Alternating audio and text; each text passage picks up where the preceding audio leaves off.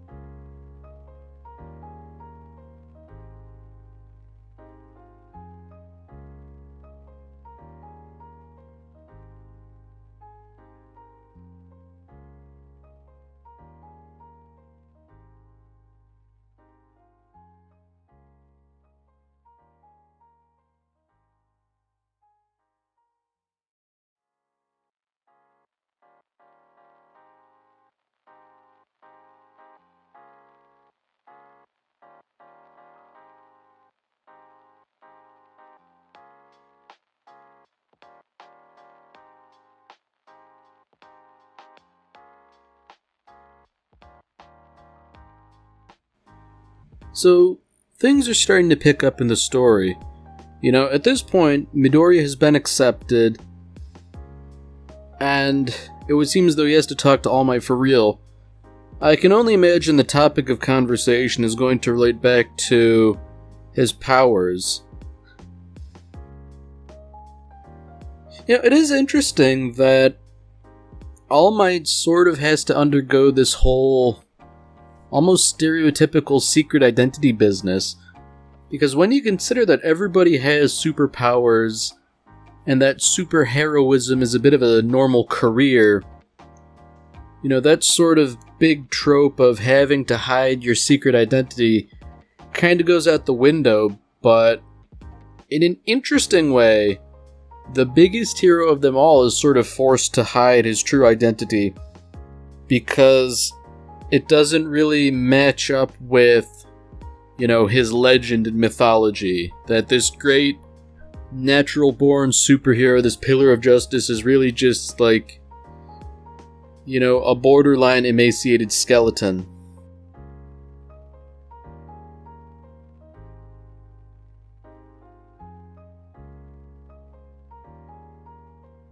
Now, this is interesting here. This is like a little slap of self-doubt in the face here. The idea being that, if All Might was looking for a successor, of course he would be looking for the perfect candidate.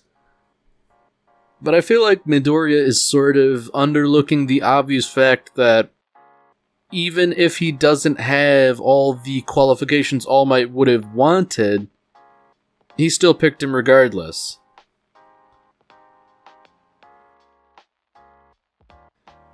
I feel like All Might is sort of derelict in his duty here, not really teaching Midoriya how to properly use his quirk. Obviously getting injured was certainly not off the table, but I don't know. I don't know if a warning would have necessarily been helpful, but I feel like something like, hey kid, take it easy at first, something like that might have been warranted. But I guess, then again, All Might was sort of won over by Midoriya's impulsiveness. They're sort of like kindred spirits in that regard, so I guess he takes a bit of an impulsive approach to teaching. Impulsiveness isn't exactly what you want in a teacher, I suppose, but I don't know, in a situation like this, there's only so much you can do, I guess.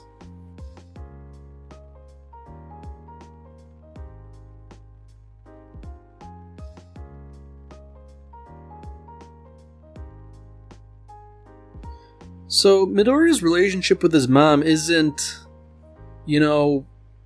expounded upon in any great detail up front. Because on the one hand, it seems that her sort of, I guess her lack of faith in him is the best way I can describe it. That's something that's damaged him, but now she's making it clear that she's proud of him. I don't think that she would necessarily not have been proud of him in any eventuality, but I guess it's sort of nice that he has managed to achieve his dream. Although, at this point, if he has a quirk, I would have to wonder how precisely he's going to lie to his mom about that. Surely he would have to lie. And, thinking about it, that's sort of like a bit of a secret identity thing, too. He's sort of wrapped up in that whole lie with All Might. So, as fate would have it, the first two people that Midoriya is running into here are two people who haven't particularly put up with him all that well.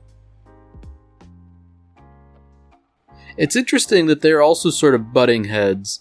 Ida is a particularly rigid, law-abiding student. So, any deviation from following the rules is something that rankles. I guess he's more, stern than a jerk,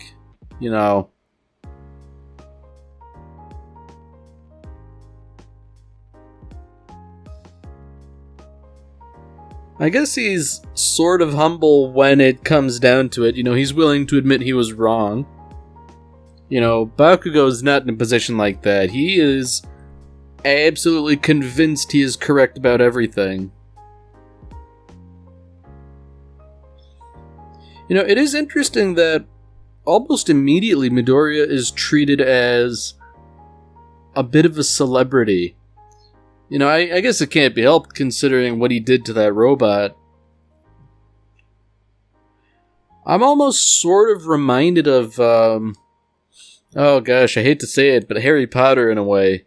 The idea where this kid who was sort of outcast and other, he's basically an instant celebrity due to circumstances kind of beyond his control.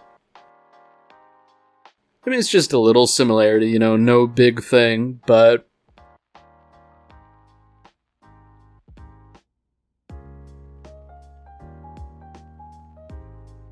so, things are getting interesting. Midoriya has started to show a little bit of a spine here, standing up to Bakugo. But obviously, Bakugo is not going to take any of this lying down. And as a matter of fact, it seems as though he's going to take a rather underhanded approach. Not very heroic if you ask me, but already there's been little hints here that the hero profession isn't heroic in the sense that it should be.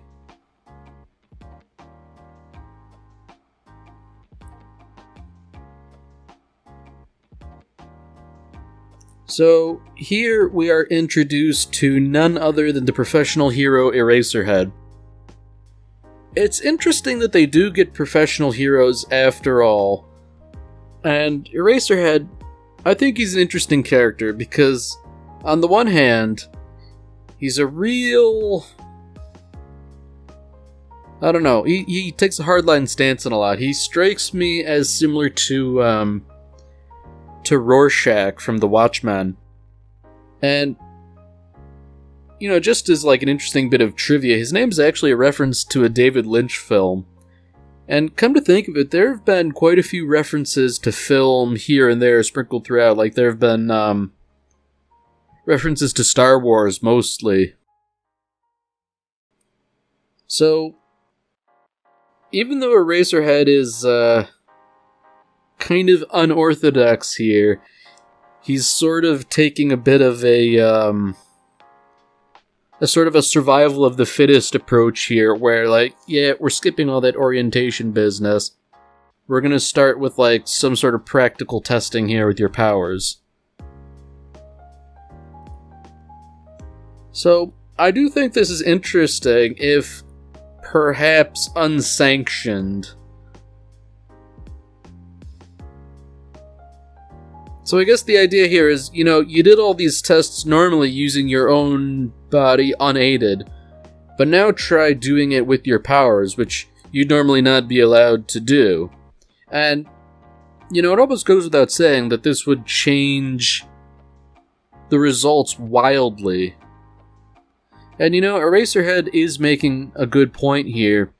We need to know your capabilities so we can train you to be good heroes. If we don't know your capabilities, then anything we do could be wasted effort for all we know. Although that said, maybe he's taking a bit of a tough approach right up front on the first day.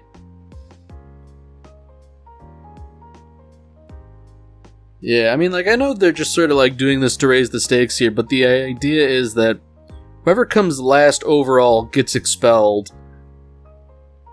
And it would seem like he already sort of has an idea about who he's preparing to expel.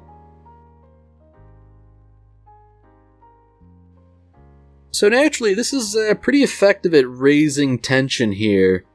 If Midoriya can only use his powers at full bore or not at all, there's a good chance that the first time he uses them, he'll just cripple himself. So he had better perform really spectacularly if he doesn't want, the rest of the zeros he gets to bring his average down.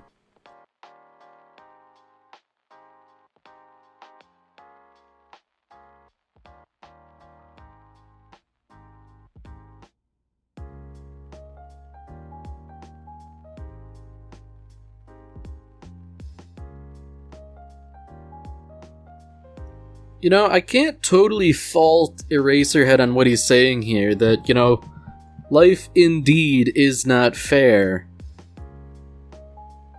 But if you've gotten, all these students in and they've sort of passed the tests, maybe expulsion on the first day is a bit too harsh, Because you have to strike a balance between getting good candidates and removing weak candidates, and if you're too selective, yes, you will get good candidates, what few that remain, but they will be very few in number, and I don't know if it's necessarily the right approach to have few very good superheroes, rather than more slightly less good superheroes, but ultimately more numerous.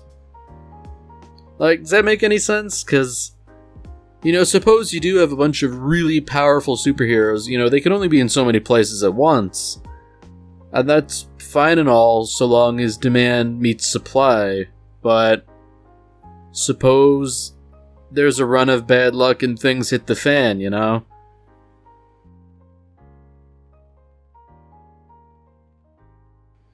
So this is a nice little sequence where we're sort of introduced to all the various characters of Class 1A, what their powers are, what their capabilities are, little bits of their personality here and there.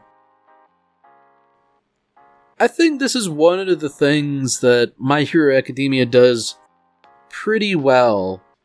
It does a really a pretty good job at establishing an interesting cast of characters fairly early on. And there's a good deal of sort of variance and variety. I feel like this is sort of something that shonen series like this sort of lives or dies on, because, if you can establish a good cast early on that's interesting enough at first glance but has room for growth and potential, then you've got a winning formula. And to be fair, there is already some interesting aspects and some room for growth and potential here. Because, obviously Bakugo here, he's very antagonistic and, villainous almost, but he has a sort of inherent determination. So, if you can sort of, maintain the determination and curb the worst tendencies, then, you could do something there. Likewise, we have some natural growth and progression in terms of how Midoriya ultimately learns how to cope with this basically overwhelming power that wrecks his body. Because, you're not going to be a very good hero if the first time you throw a punch, you shatter your arm in 12 places. And whether that's because he needs to get stronger to withstand 100%, or he learns to channel smaller bits and works his way up, that is yet to be seen. But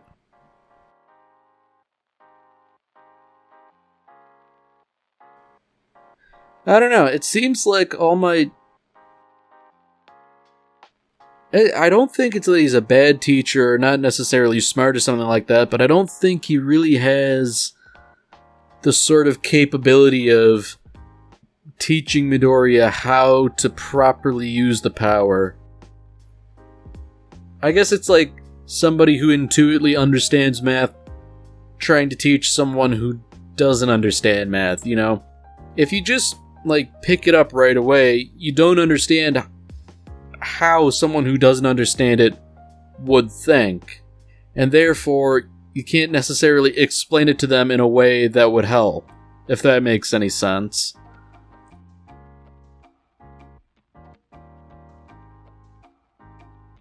So it's interesting that there's this whole variety of physical tests going on, and, there's no one person who aces all the tests. Different people excel at different things, as is sort of befitting of this variety of people.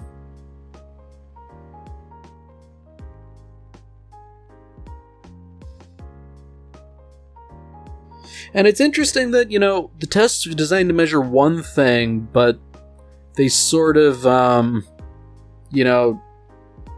they have weaknesses, I guess. Ochako there, she can remove the gravitational pull on an object. So when you throw a ball, the idea is to measure physical strength by measuring distance, but, if gravity has no pull on it, it'll just keep going and going and going.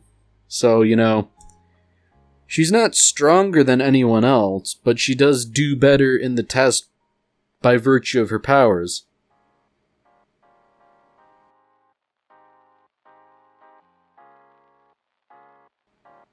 Oh, so that's an interesting little plot thread here. Bakugo doesn't know anything about what Midoriya did to that robot. He's still under the impression that Midoriya is a perfectly weak and useless normal person with no quirk. But this is no longer the case.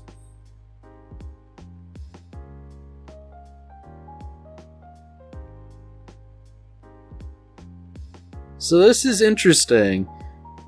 I guess Eraserhead is sort of trying to do the right thing here. Yeah, sure, you could destroy your arm in the process of throwing that ball, but, maybe don't destroy your arm during this class.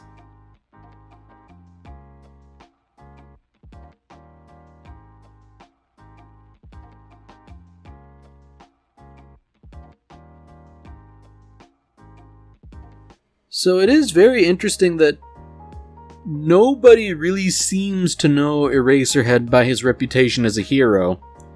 And, based on that one sort of image, it seems as though he's more of like a Batman type of superhero, where he sort of uses fear as a weapon and works in the shadows and all that.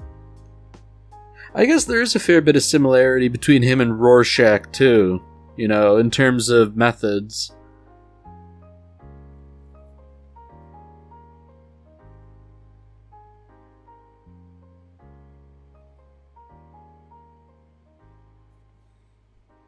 So I guess on its face, what Eraserhead is saying here makes some sense, but I feel like the way he just sort of ropes All Might into this, it seems like he's got a bit of an axe to grind here, and might be treating him a bit unfairly.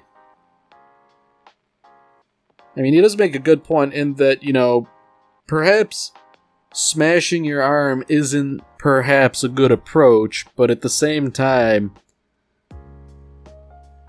well, necessity is the mother of invention here. Surely if he doesn't want to get kicked out, but he also doesn't want to fail and break his arm, he's gonna have to do something.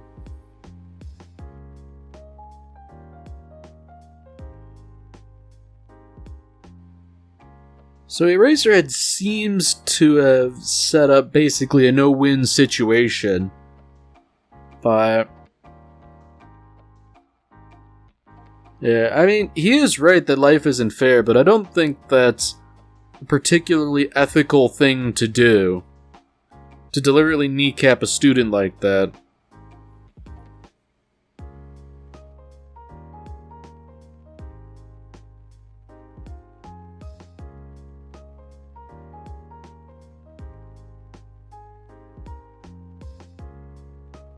At least Midoriya is sort of cognizant of his situation. It's not like he grew up with a quirk like this. He doesn't know how to use it, so he's gonna have to get, I don't know, like a decade's worth of learning in a relatively short amount of time. And this is good indication that he does have reasonable mental faculties here. Rather than destroy his whole arm, he just sort of sacrificed a finger to launch the ball. And you know what? He successfully came up with a third option. It's like, yeah, I injured myself, but my arm's fine. I'm capable of fighting and being a hero. So, how's that? I dare you to fail me when I found a loophole.